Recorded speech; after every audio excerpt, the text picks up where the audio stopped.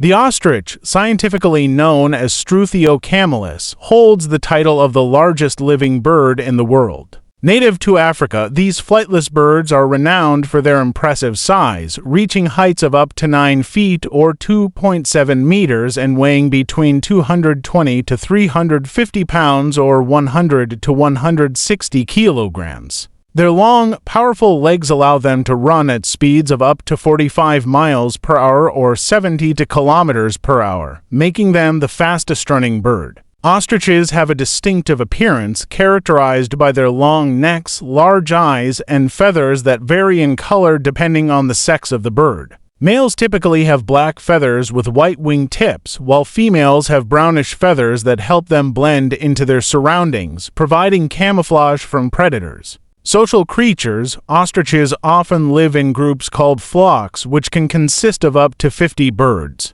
These flocks are usually composed of a dominant male, several females, and their young. Ostriches are known for their unique mating rituals, where the male performs elaborate displays to attract females, including dancing and showing off his plumage. One of the most fascinating aspects of ostrich behavior is their nesting habits.